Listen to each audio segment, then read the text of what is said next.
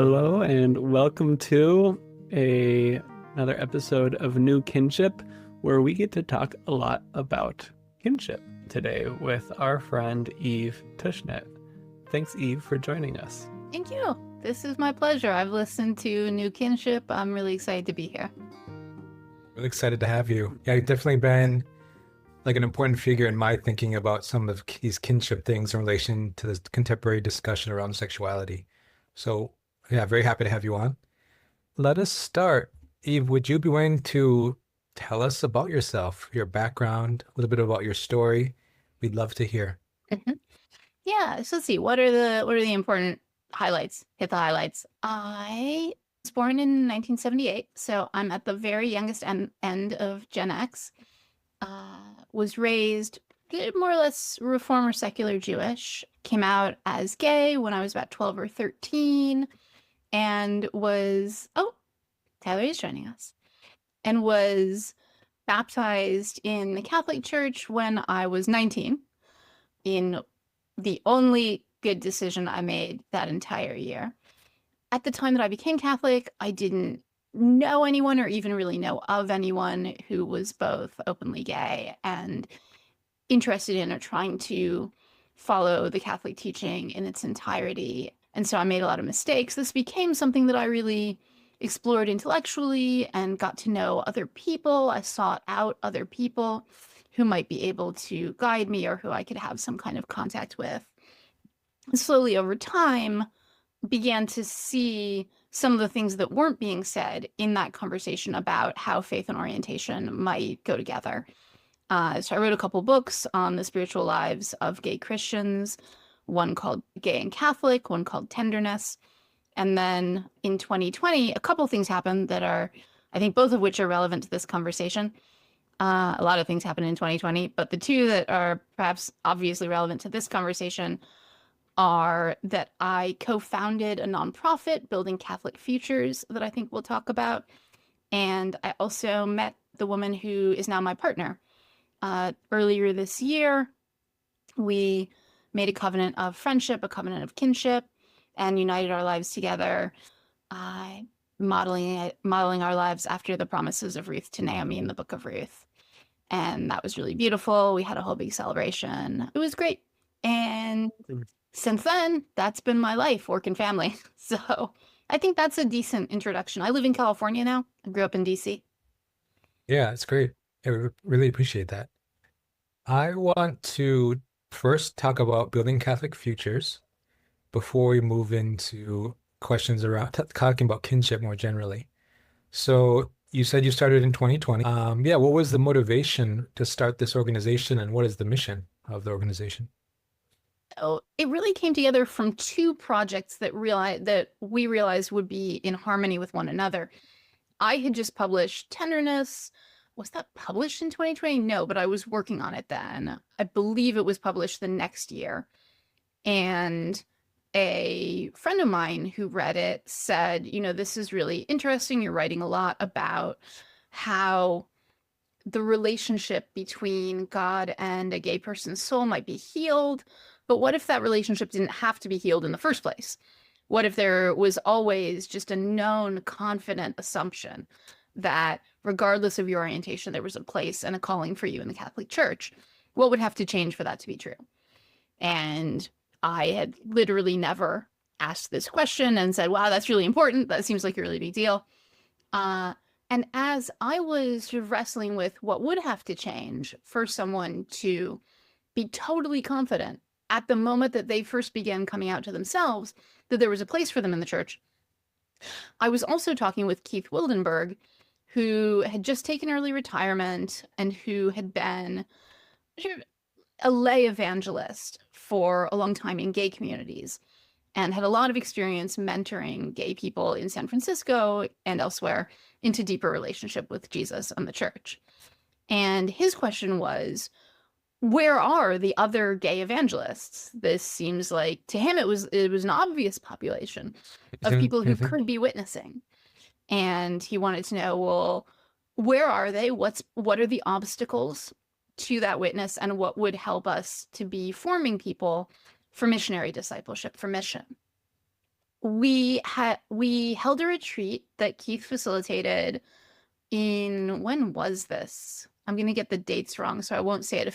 It took us a while. We worked together over the course of several years and held our founding retreat that brought together 10 people who were gay, bi, same-sex attracted, however they wanted to define that, and accepted the Catholic faith in full and had been in some role of leadership, either in Catholic or gay communities or both. And we brought these people together and worked with them to come up with answers to these two kind of central questions. Where are the gay evangelists? And what would have to happen to prevent this crisis? The gay versus Catholic. What would make gay and Catholic seem like an obvious possibility? And that ultimately led to the project of Building Catholic Futures. Our mission is to equip Catholic institutions to evangelize and catechize gay people of all ages. So in other words, to share the gospel in ways that speak to people's real experiences and to form them as disciples of Jesus and encourage their witness and their leadership in the church.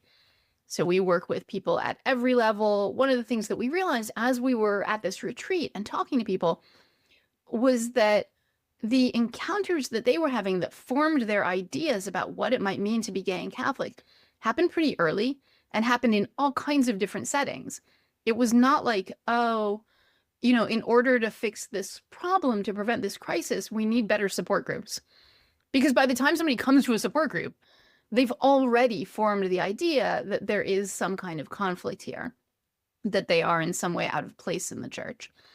So we were finding that if you really want to prevent that, you have to be working with priests. You have to be working with seminaries, leaders in the diocese, lay evangelists, parents, teachers. You have to be reaching everyone who's responsible for the care of souls and changing all of those encounters, or as many as you can, to be more fruitful. So that has led us to a pretty wide range of kinds of work that we do, everything from consulting at the diocesan level to, we literally have like a curriculum for schools.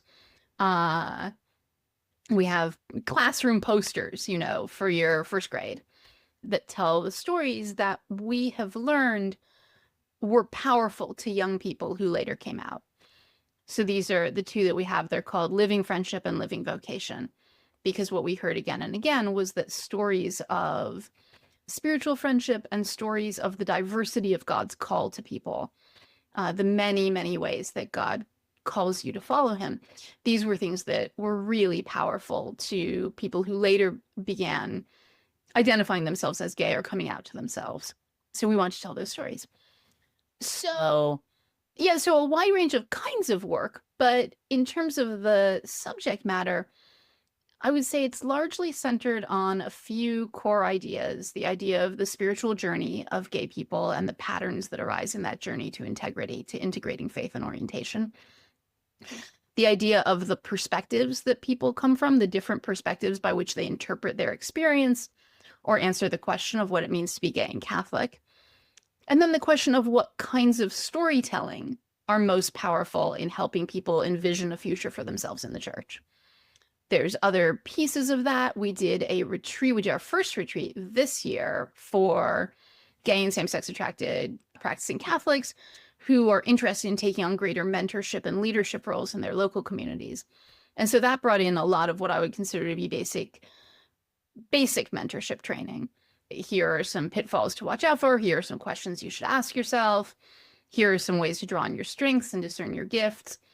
But all put in a context where we, because Keith and I are not only gay ourselves, but have a long experience in mentoring gay people, we were able to see the ways in which orientation does make a difference in terms of how those basic normal questions of mentorship might arise.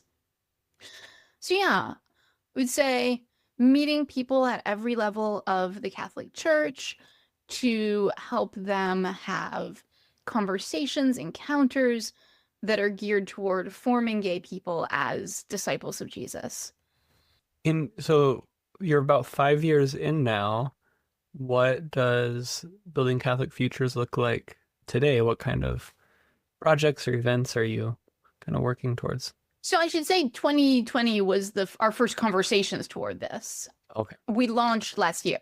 So we spent a long Oh. time getting ready and kind of trying to understand what is our mission, what is the right way to think about what we're doing, so that by the time we launched, we had some of these ideas that I'm sharing about, like needing to, we say, reach the rest of the iceberg, reach the 90% of the iceberg that's hidden below the water in all these encounters that people don't realize are important for gay people's spiritual futures.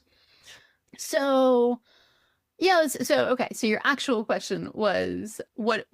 But being a year in, just what's it looking like on the ground? Yeah, it's been really fascinating. I think we've learned that first of all, we've learned that there are people in all of these roles who really see the need for a new approach in pastoral care, who are excited or to try something new. Not everyone in the world is going to be like, yes, let me be the experimenter. But I think because so many people in the church have in their own families someone who has really wrestled with questions about LGBT life, and they've seen it can really tear families apart, it can really drive people away from the church. All you have to do is say, what if those people didn't leave? What if your brother was still a practicing Catholic? What if, all the people whom you have seen really struggle with these questions were able to see examples of people thriving as believing Catholics? They kind of like that is actually something really different. It fires the imagination and I think motivates people to be more our motto is put out into the deep, to be more willing to go out into those deep waters that seem scary. I think that's the other thing we have discovered, is that it is still a really scary conversation for a lot of people. There's a lot of fear in all areas, fear of doing harm, fear of being misunderstood, fear of representing the gospel badly, of driving people away when you're intending to bring them in. And it takes that personal knowledge, I think, very often, that deep, whether it's someone you've worked with in the church or someone in your family. I find very often people have someone they're thinking of when they talk to us. So yes, that's one thing we've learned. I think we've learned that in every community, even the ones that seem really difficult to reach, there are people who are essentially bridges to that community. There are people who are within that community and really want and see the need for something to change. Whether that's because they themselves, like there are communities where you would think you could never start a conversation in this church. And then you ask yourself, wait, but some of these people are going to confession and they're saying that they are same-sex attracted. We know this. How do we find those people? How do we draw them out of the woodwork and find out what brings them to this community? How do they see themselves in this community? There are people who we know their kids are not practicing Catholics anymore. How do we work with them and talk to them and say, what do you feel like you've learned from that experience? What are your questions? What do you wish you'd heard when your kid was 10, when your kid was 15? What do you wish somebody had told you? Okay, so I think there's a lot of, and again, I can only speak to the Catholic world. I know very little about stuff outside of that. But within the Catholic world, it can feel very siloed. And in fact, there are these conversations that people have of, where are you going to go to Mass? Where are you going to go to confession? Depending on what interpretation of being gay and Catholic you want. And one of the things that's been super important for us is to develop this model in which all of those different interpretations have their blind spots, but you have to bring them together to get a full picture of what the church is teaching and what the church is presenting to people. I've found that to be super powerful and really helps people name their own perspective. They feel honored and respected. And so they can then also say, no, you're right. There are some encounters where I feel like I really wasn't connecting with the person I was talking to. Are you saying that's because they were coming from a different interpretation? I was like, yes. So what would it take for you to understand where they're coming from and speak to that interpretation and take in what's best in it, take in what's true in what they're saying, take in where it's rooted in their experience, and for the two of you to now come together to something that is more Catholic than either of you are able to do on your own. Yeah, it's very exciting work. I find it, I've been doing this stuff on some level, arguably for like almost 20 years, and I feel like I've learned so much in the past year. Wow. How are you received by the churches you're working with and the people, maybe the clergy? Yeah, how are you received?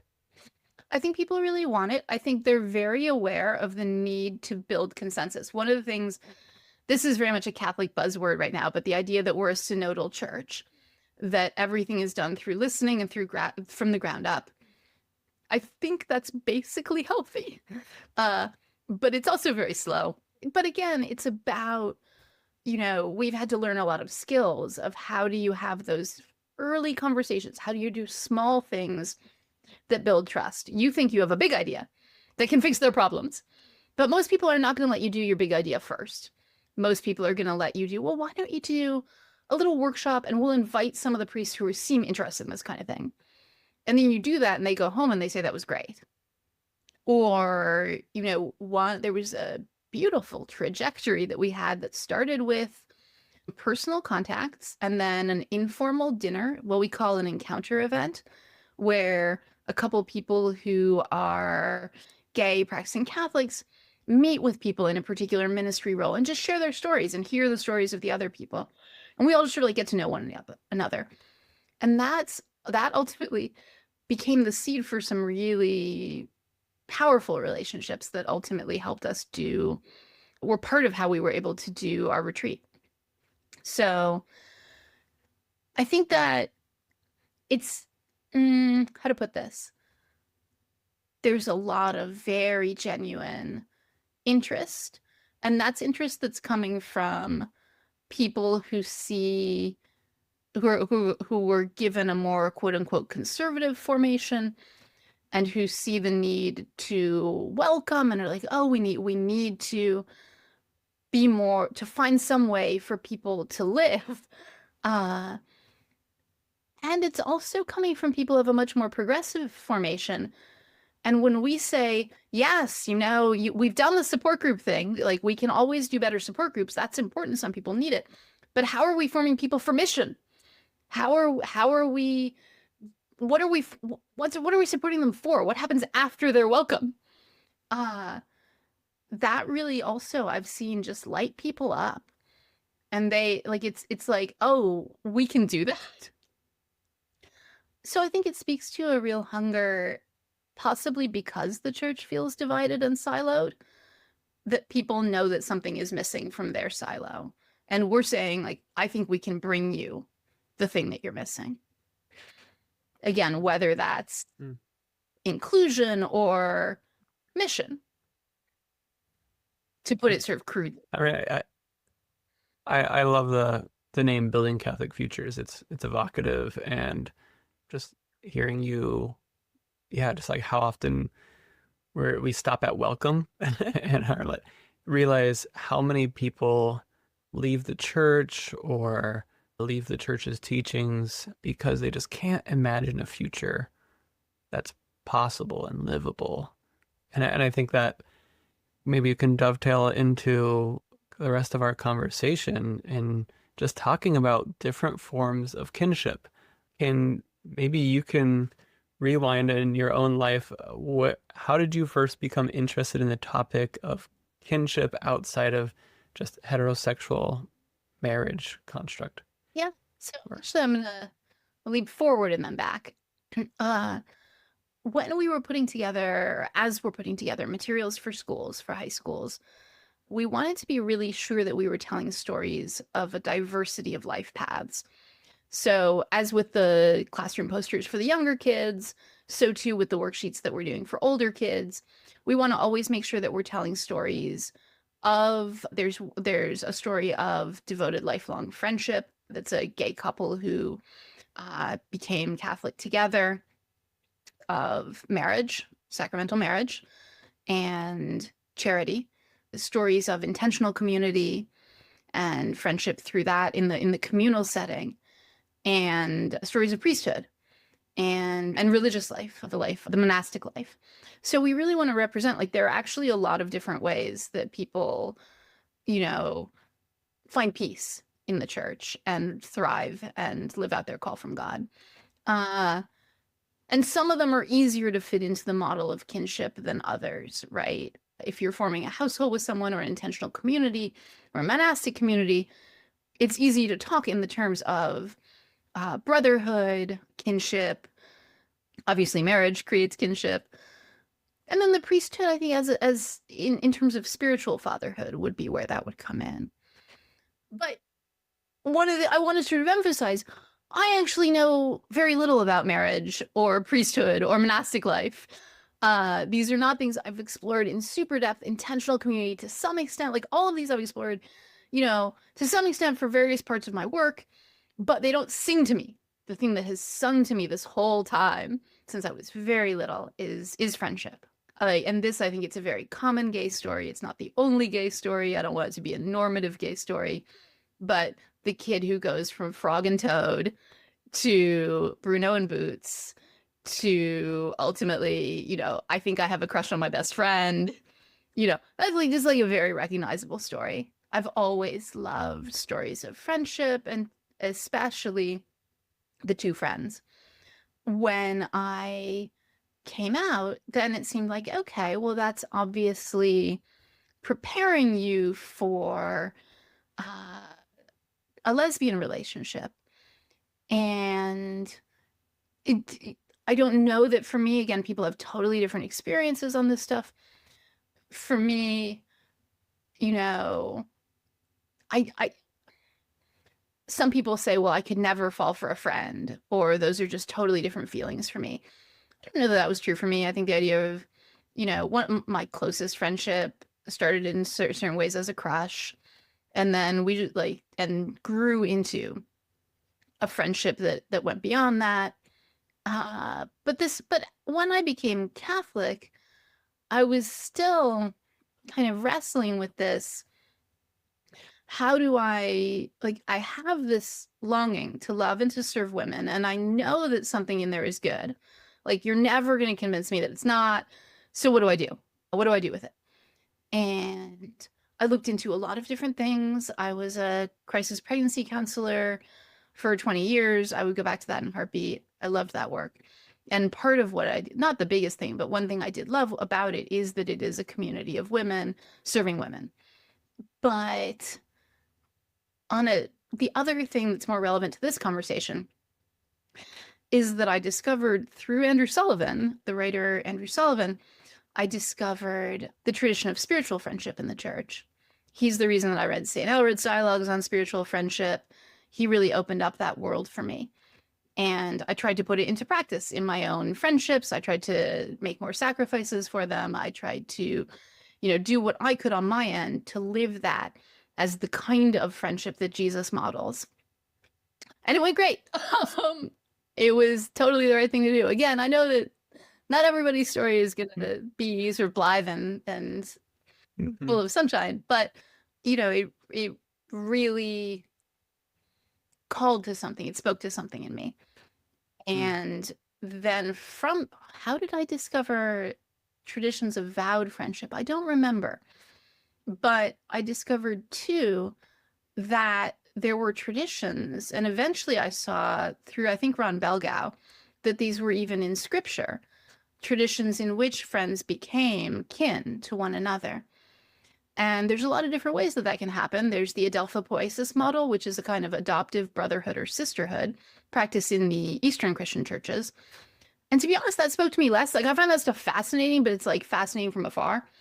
Whereas the tradition of vows of friendship just purely sings to me. This is something, it feels like it is the continuation of what I have felt since I was little.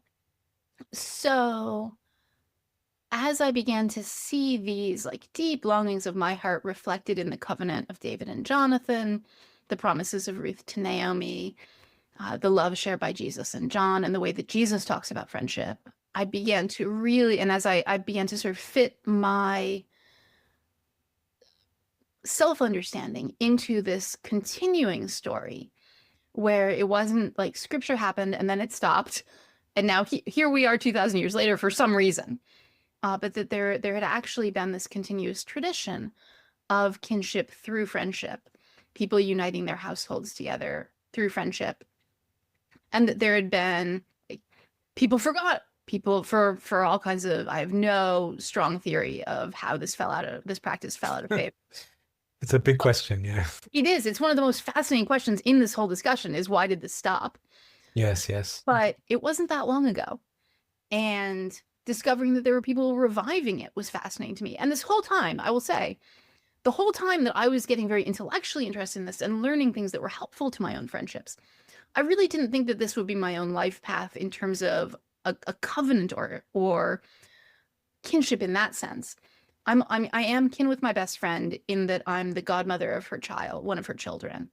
So that was the way that we had found to be family to one another. But, my best friend is not Christian, and it seemed to me like, okay, that's probably a big difference that would make this not necessarily a kind of covenant that you would do. And again, like, I'm not putting that up as any kind of boundary for others. I'm more saying, I think that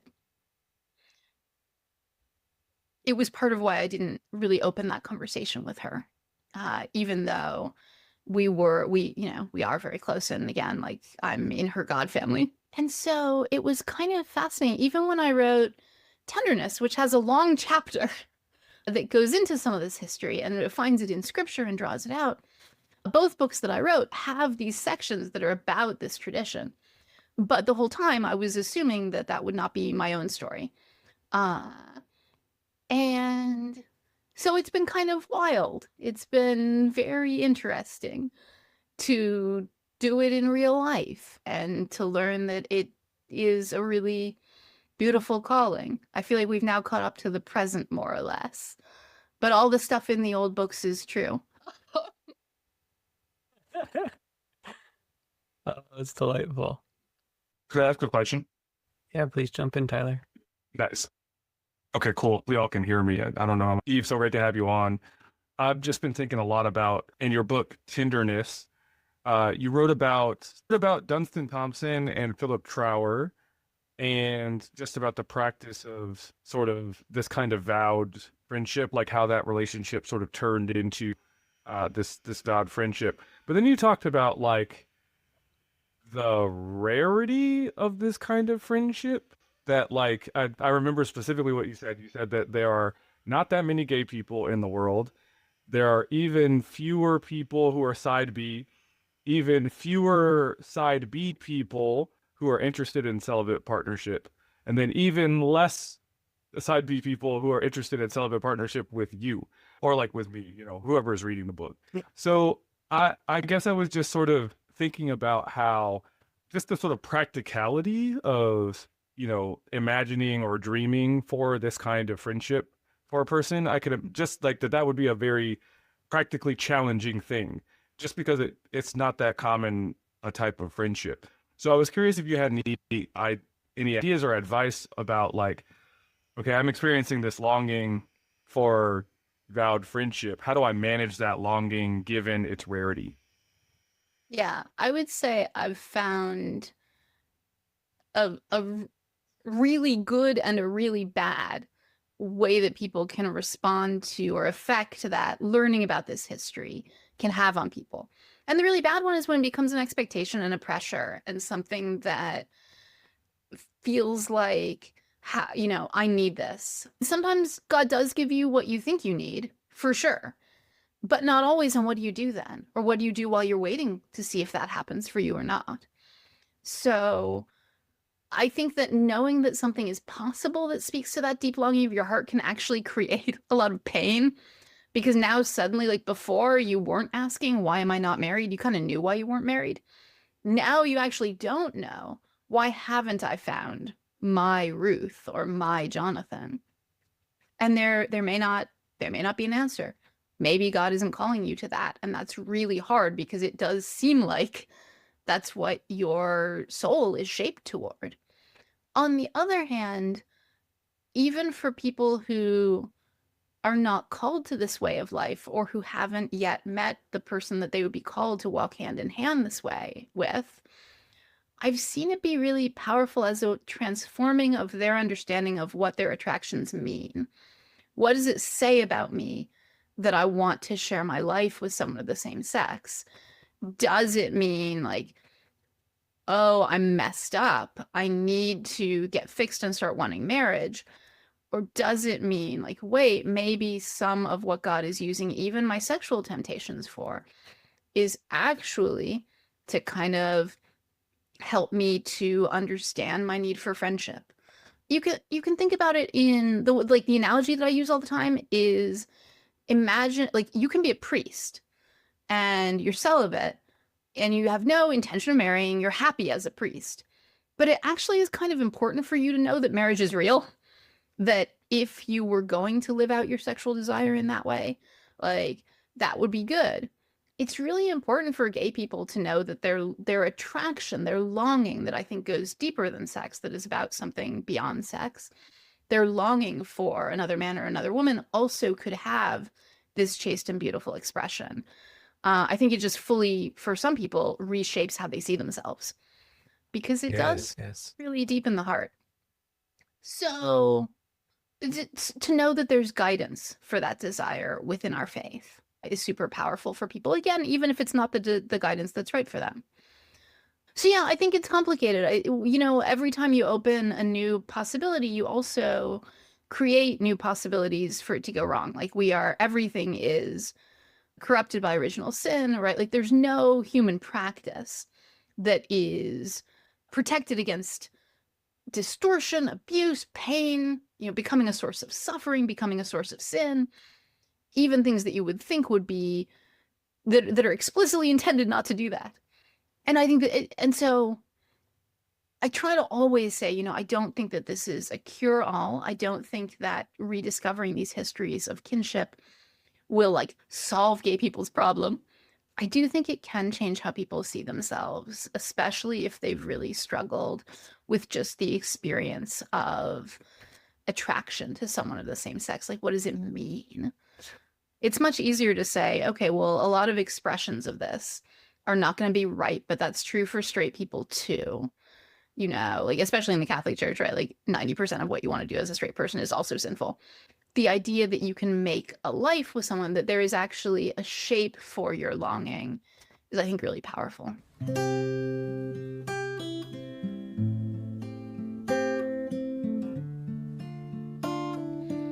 What I find a little bit moving by your own story is that as you discovered these narratives, that you started to live into them, even though you didn't specifically think that you might have a vowed friendship.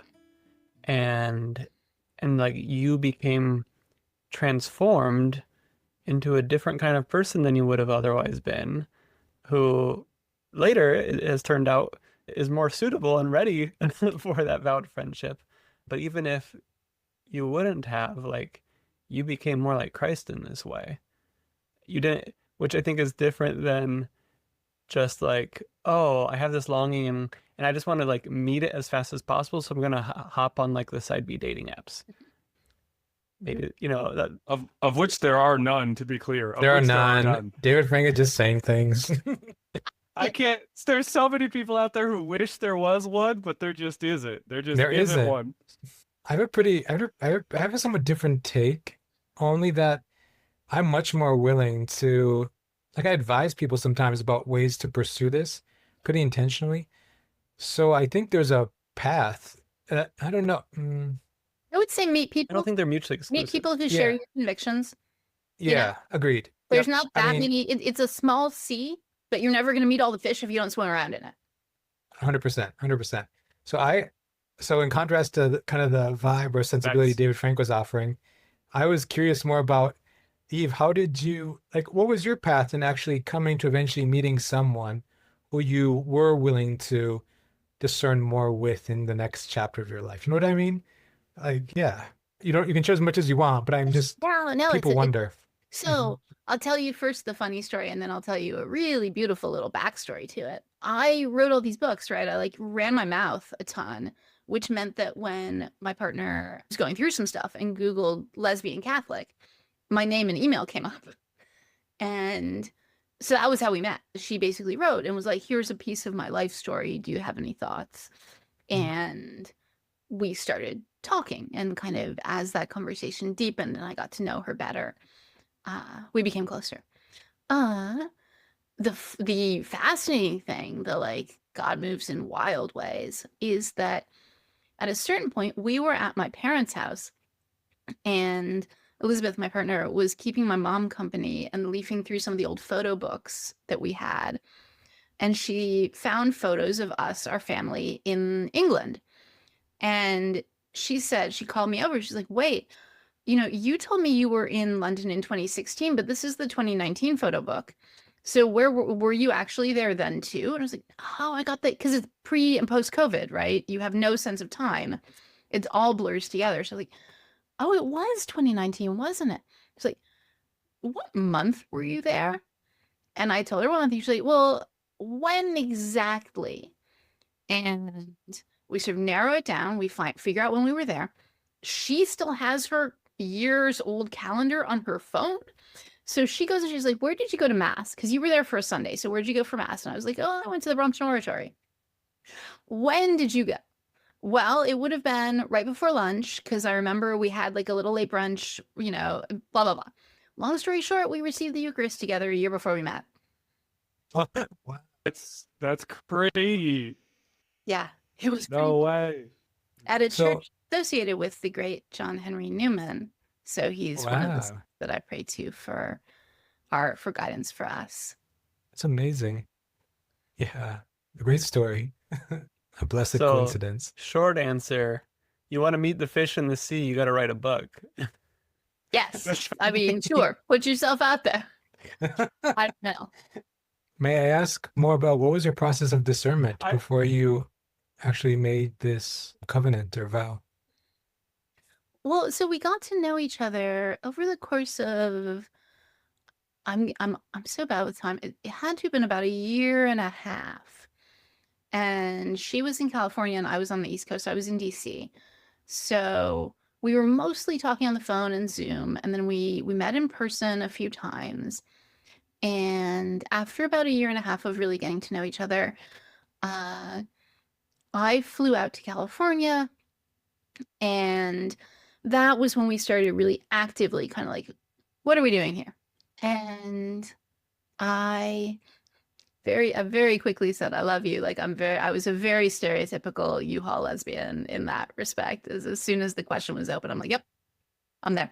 In terms, and there were a lot of things that had to happen. We had to really get to know one another's families. We went through a bunch of kind of like, we were sick together, we had some real kind of, what do we think this relationship is? What's it supposed to look like? How does it work with our faith? And so that whole process took, let me see, that would have been the beginning of 2022, probably I think about 2 years. And again, I'm not great with time, with like numbers and things, but by the beginning of 2024, I think we basically knew what we were doing. And it was just a matter of putting it together. Yeah, and in terms of sort of like spiritually, how did you discern? I just did a lot of praying, and I think it helped a lot that there were times that were really hard when I was really, I would pray, like, I don't know if I can do this. I don't know if this, like, help me. I don't know if this is right. I don't know if this is beyond my strength. It dredged up a lot of stuff that I hadn't really grappled with in a lot of different areas. It was interesting. I talked to Chris Damian, who's another voice in the gay Catholic world.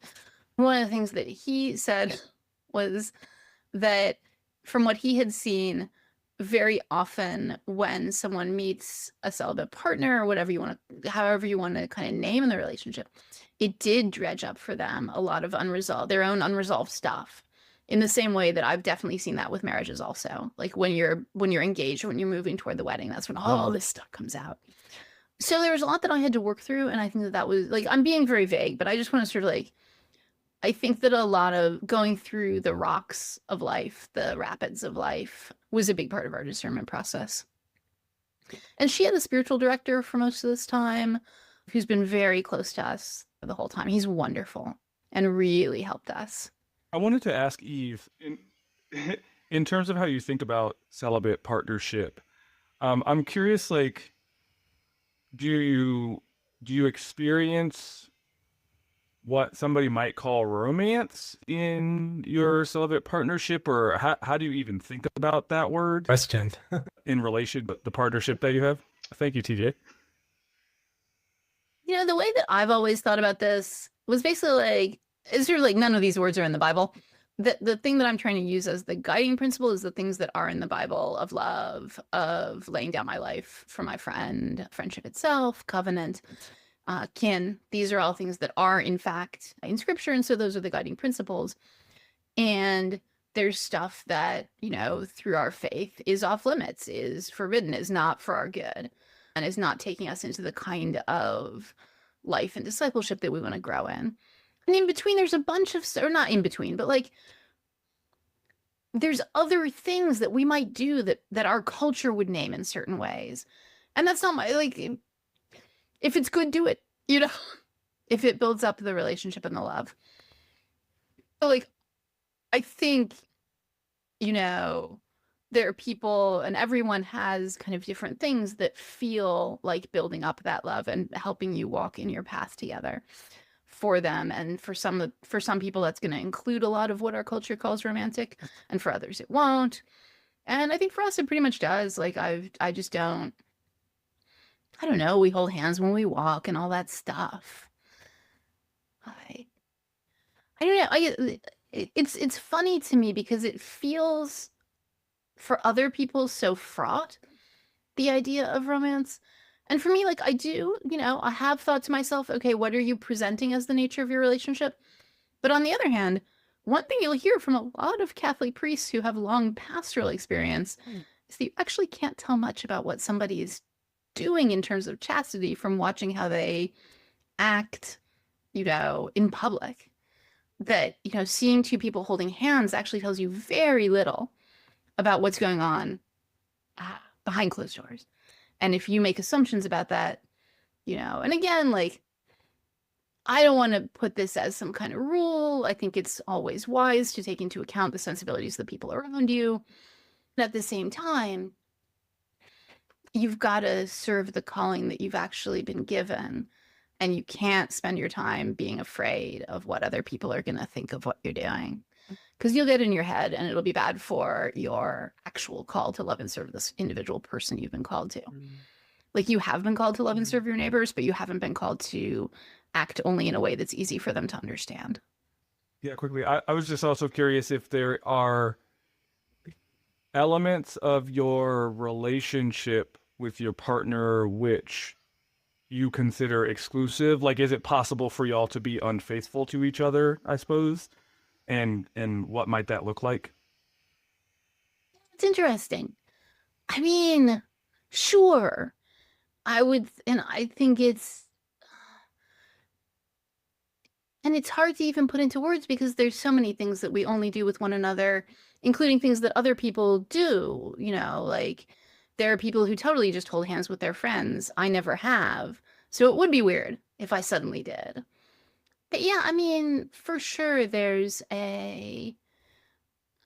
trying to think how to put this because I try to be really careful and intentional about protecting the privacy of the relationship. I've seen it's very easy to become kind of a poster child in a way that is bad for your actual vocation, whether that's as a priest or as someone in this very weird thing that people have all kinds of questions about. But yeah, I mean, I think for sure there's a lot of stuff that would fall into that category. And I think it's to some extent culture bound and to some extent like, is this something, yeah.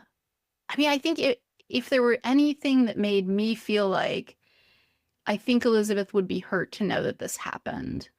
And that could be anything from blowing off, one of our kids' school events to spend time with someone, I would maybe consider that and be like, am I getting into a bad place with this? Even if there's no sexual attraction or whatever, it doesn't have to be infidelity in that sense. I think people are used to using this kind of language, right? Like, it's about how does it affect the relationship? I don't know if that's helpful. That's sort of But as I'm sort of thinking, because like this hasn't really come up, which I guess is good. Well, and I guess when it has come up, it really has been about, are you putting time and attention into friendships that are taking away from our life together? And so I guess that's how I would, again, it's sort of, is this serving or hurting my relationship with Elizabeth? And if it's hurting, am I like super willing to just not do it? But again, like I think people, I don't know. Yeah. Sorry, I'm rambling because I am trying to think like, how would I actually, in the real situations where I might, like, I'm not going to be, I don't know, I guess everyone says they're not going to be unfaithful. So it doesn't really mean anything to be like, well, I wouldn't be asking about, sexy stuff.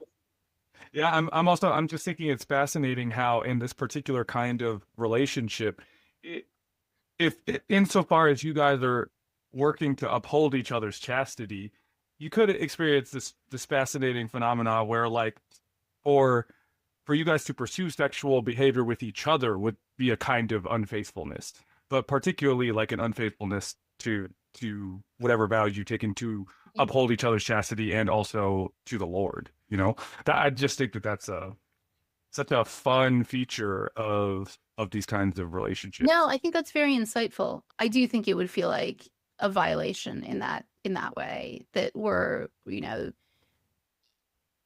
it's complicated, right? Like, but, and we've talked about it in those terms of sort of, what are we building together, and is what we're doing helping us get there? That I think kind of rolls into my just question about how do you conceive of whether your particular vocation to this friendship and relationship, or like how do you think about kinship in general with relation to our call to like seek Christ and his kingdom? Because I haven't heard, I guess often just how people integrate these things. Either people just operate on the assumption of like, well, of course I'm going to get married. And then when you take away that assumption, I guess I've not heard how people connect these pieces. I guess the closest that I can say is that I have tried to I've said this a couple times now in this call, to imitate Christ in his friendships, that's one way of imitation of Christ. And I do like try to take seriously the call, greater love has no man than this, to lay down his life for his friends. So I would say that in terms of building up the kingdom, we're a pretty normal household in that sense. Like we build up the kingdom by being at school stuff and, going to church when, like rolling in late. Hi. We're doing our best out here and serving the people that God brings into our lives. And that I think, we do much, I've found, and I've actually just the other day, someone said to me, I forget how she put it, but it was basically like, Elizabeth's pretty clearly knocked some of the rough edges off of you in terms of how you mentor people and how you serve people. So, I think we help each other in that way as well. That's great. Yeah. Cultivating righteousness in each other. I want to ask maybe complex questions, sort of, and it's around children in this relationship. And I say it's complex because when I talk about these histories or related histories, and when I talk about this version that's like a partnership in a very strong sense, in my circles, children being involved is very controversial because it's seen as somehow taking over too much, which seems something that's very, very like related to marriage in a strong sense. And yeah, and then I basically, and a lot of people I'm talking with, they can get behind like, oh yeah, I can see this as a vocation. Sure. Even this type of partnership. But adding children to the mix is when they start like going, what? So I'm curious, how has that been for you? And from what I understand, when we talked to some in the past, the children are from your partner's, like your partner's kids from a former relationship. And then you guys, when you merged households, like you all came together. But yeah, what has that been like? Has that been a hard part for you in thinking about this sort of relationship, or has it just been worked well? How do people perceive that there's children in your common household? Is that seen as good or bad, or opinions? Yeah. Yeah. So I want to kind of preface this by saying again, like I'm going to try to be really careful what I share about kind of the backstory and living situation of the kids. I don't know.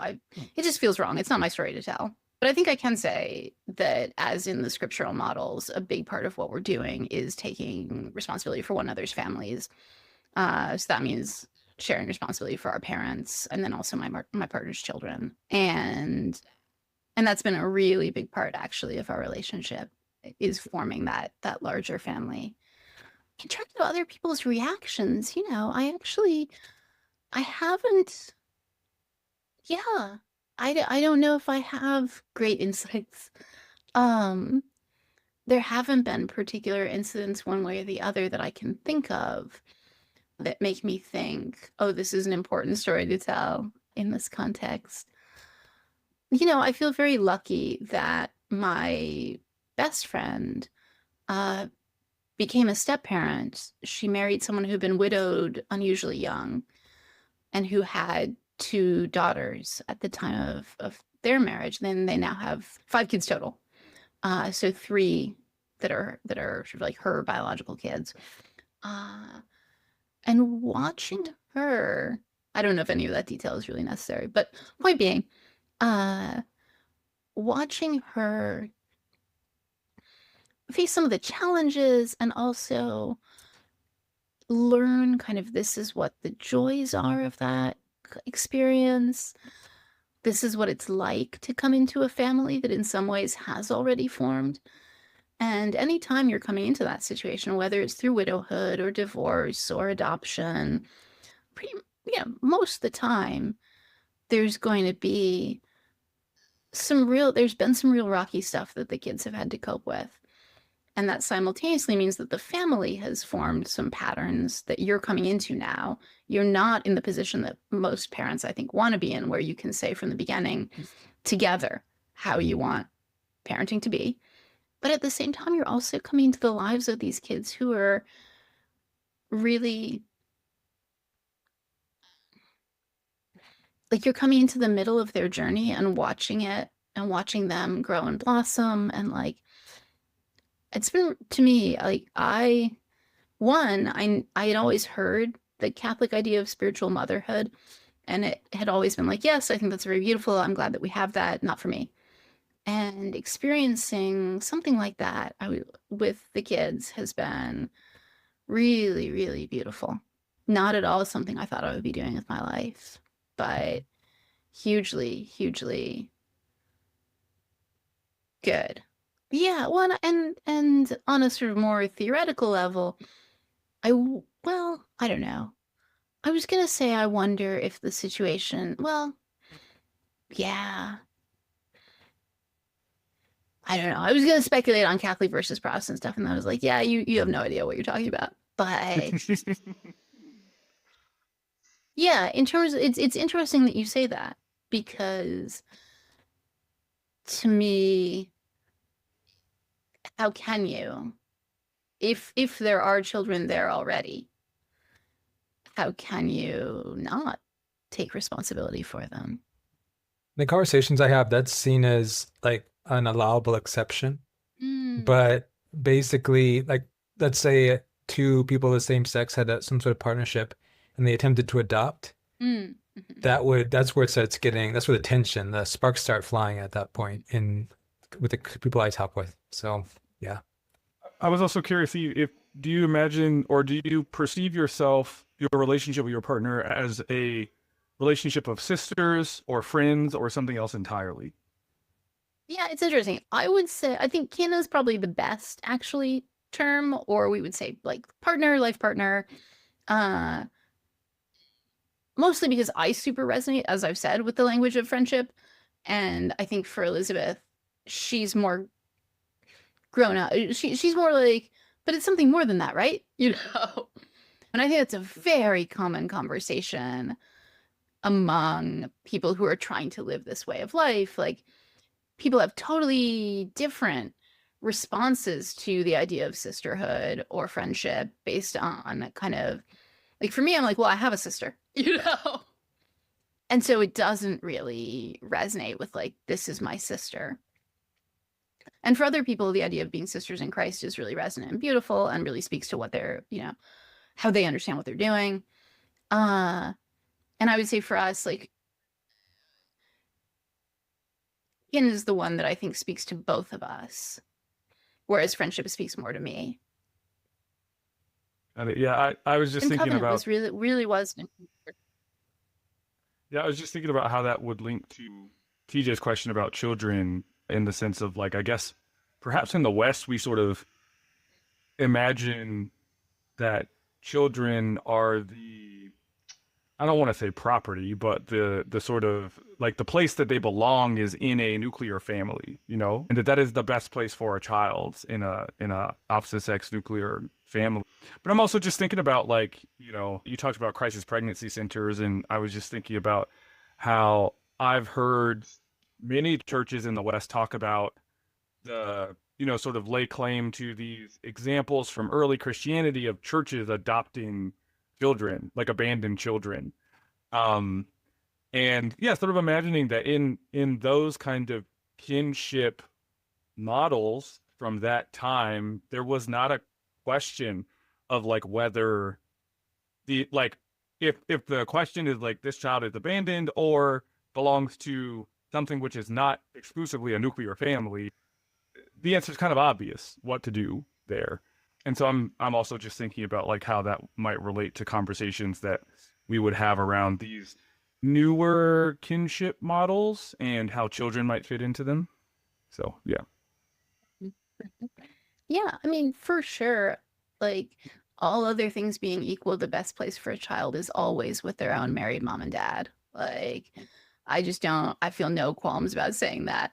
It's just that not everybody has that situation available to them or has it be, you know, the right place for these particular kids. And in that situation, you do the best you can. I don't know if you want to go here, so we can skip this if the question's bad. But was it hard to find clergy who would support your covenant making, your vow making? I know. We've had really good confessors, really good advice. Yeah, I think understand. Yeah, if you're clear about what you're trying to do, at least I have not found it that hard to find people who are open to walking with you and exploring what that means and helping you to care for one another. And it was very interesting. You know, Elizabeth's spiritual director at one point said this thing that was like, you know, your pals, your friends. And I was like, where is this going? He's like, your soulmates. And I was like, yes. Okay. So you're seeing that that's all one thing. And you know, it's, yeah, I think that's what I would say. I wanted to ask about you talked about living into certain desires, particularly the sort of draw to love and serve people of the same sex, and maybe even to bind one's life to people, to a person of the same sex. And I'm just reflecting on my own experience of that and sort of how fraught it kind of feels, just in the sense of like, I'm loving these people, but it comes with the risk that I'm not going to find the reciprocity that I'm hoping for, or I'm gonna love these people of the same sex and find myself disappointed by the fact that their sexuality is not the same as mine or something like that. And so I was just thinking about like it almost, it's like the choice very often to embrace pain as a part of loving other people, which almost I almost imagine that to be ascetic to some degree. So I was just trying to think about what spiritual practices sustain that choice to lean into loving people of the same sex, despite the complexity and the disappointment that might be sort of a part of making that decision. Yeah, that's a fascinating question. So I have a whole bunch of thoughts. One is that I think you're absolutely right that there's an ascetic element to all deep love. There's a thing in the Orthodox and maybe the Eastern Catholic traditions as well. I'm not sure. I've only seen this, I think, at Orthodox weddings, of crowning the couple, putting crowns on, and that's the crown of martyrdom. And it's intended to remind them that their marriage is actually an ascetic practice and not a kind of like indulgence in their desires. And I think all lasting love is like that, that there are going to be times where if you want the love to last, and this is true of community too. We see this constantly, I think, for us in the gay Christian communities and those overlapping communities. You end up having to learn to forgive and make amends and all that because you're not going to get away from these people. There aren't that many. You need them. So you have to find some way to love and to make it last. And that really requires sacrifice. So first of all, I want to really affirm that. Second, it made me think of the life of Father Henry Nouwen and how he had this like incredible aching longing for a level of friendship that he felt he was not receiving from the people around him. And he, you know, it really kind of ate him up. And where he ultimately found that friendship and that fulfillment was in someone who he was initially kind of like assigned to serve at a home where there were people with physical and intellectual disabilities. And he was assigned to a very severely physically and intellectually disabled man. And he had to learn how to interpret this man's kind of like gestures because he was not really speaking. And, you know, Father Henry Nouwen, right, is used to his whole life being verbal and being kind of like expressive and about ideas. And he found basically like his peace in friendship with this man, cared for him until the end of his life, died shortly after him. His last book was about his friendship with this man, Adam. And that to me, like, I think I take it as a very powerful statement of it's not that the things we're longing for are wrong. It's not like God isn't giving you these longings to laugh at you or whatever, but the way that he fulfills them may be totally different from what you're expecting.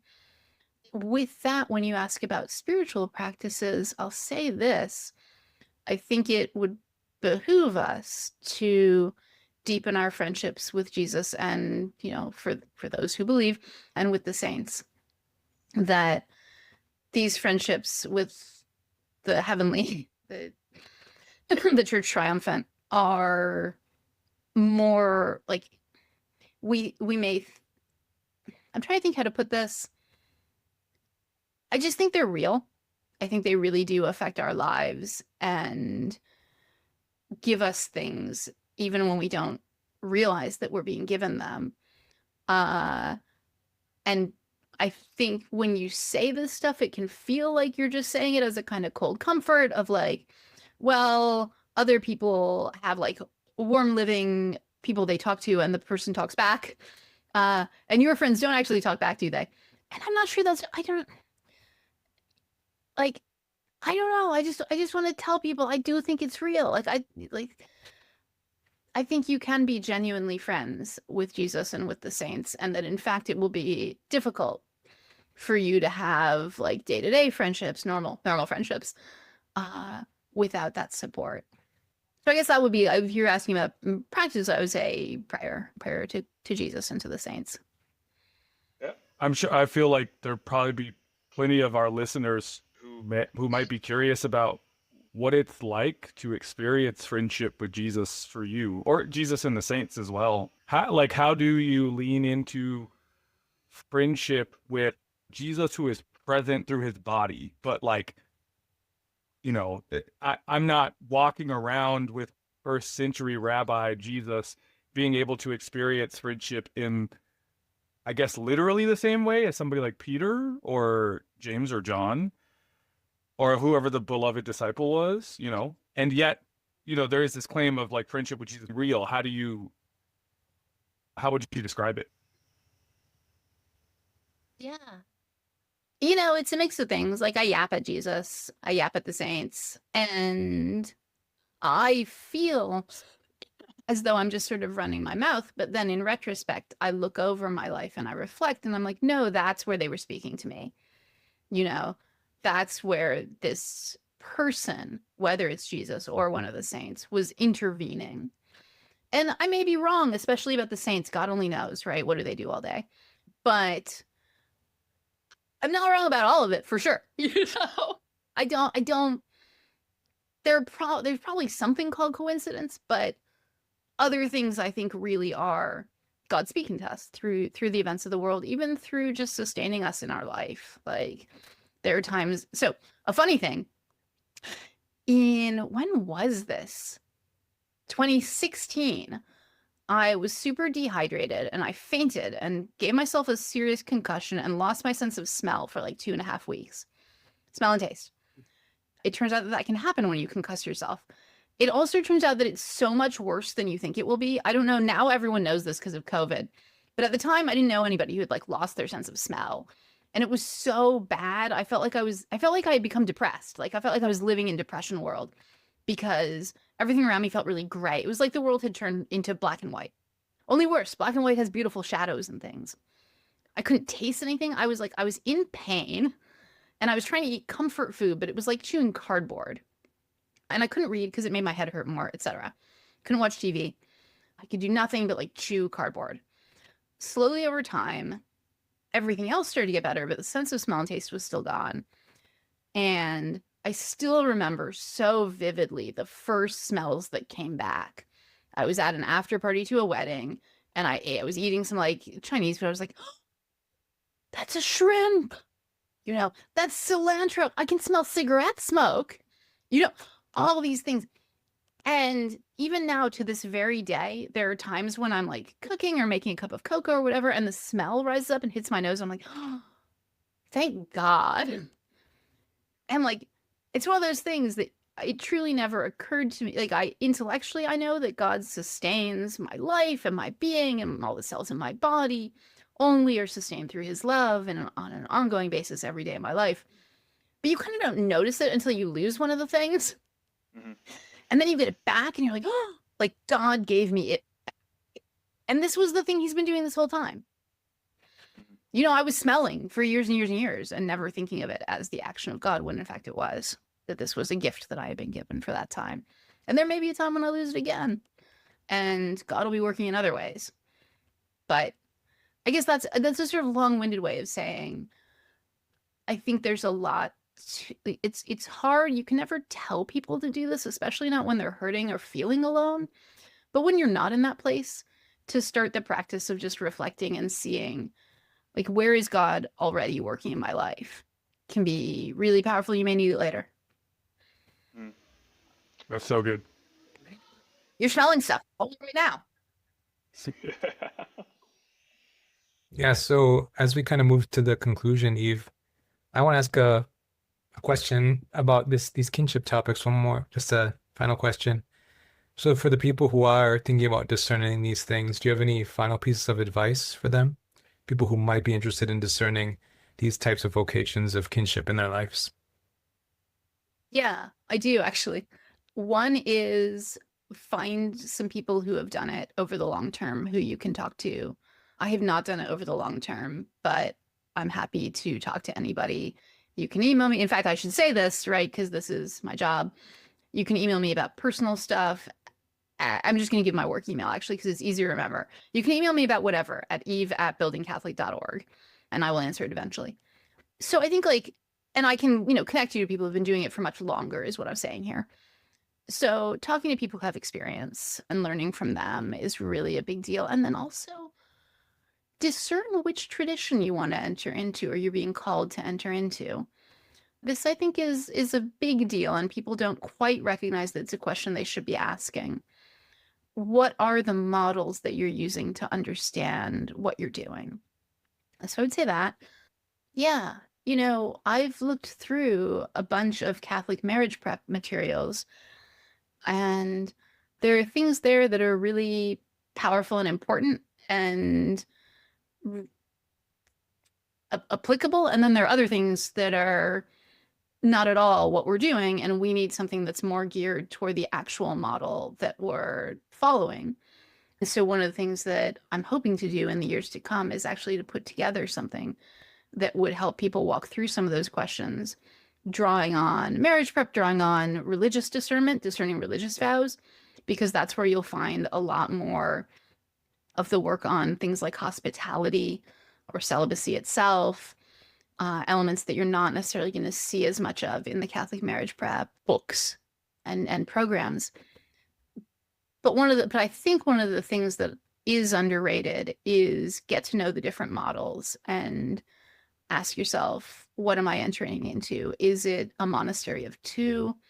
Is it a covenant friendship? Is it a sisterhood or brotherhood? Does it have elements of some of these, where in scripture am I finding the way that I'm living? I think that'll help clarify some of the more practical day-to-day questions that people are asking, and also just like put you in touch with that cloud of witnesses that you need. Thank you. Yeah, thank you so much. Let's connect. I'd love to see how your work develops for this work you hope to do in the future. Yes. Yes. Well, this was great. Thank you very much. Thank you for coming on. Thank you so much, Eve. Yeah. I am thinking about my own discernment more towards, in celibacy, but towards service and community.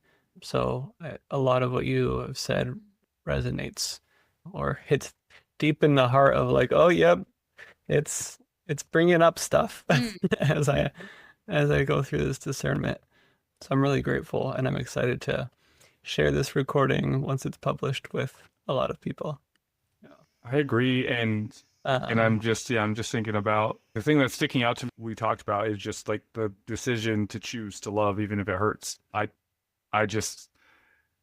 That's just incredibly encouraging to me as a queer Christian, and I just can't wait for other people to hear that, because I think that's what our churches need. Is if nobody else is doing it, like our communities, like our side B movement, like choosing to love even if it hurts. We look forward to seeing where the future of building Catholic futures. And yeah, we just pray that the Lord blesses your work and blesses your home and all that you guys are up to. Amen. Bye. Bye, everyone. This podcast is fully supported by people like you who want to see it continue. If you like this podcast, first, please consider sharing it with a friend who might also like it. Referrals from others are the biggest way people find our podcast. And second, please consider supporting this podcast on Substack. Starting at $5 a month, you can ensure this podcast continues, and you'll also get access to our subscribers-only WhatsApp group for new Kinship supporters. We'd love to hear from you as we continue to pursue diverse perspectives and nuanced conversations around sexuality, ethnicity, desire, and belonging in the kingdom of Christ.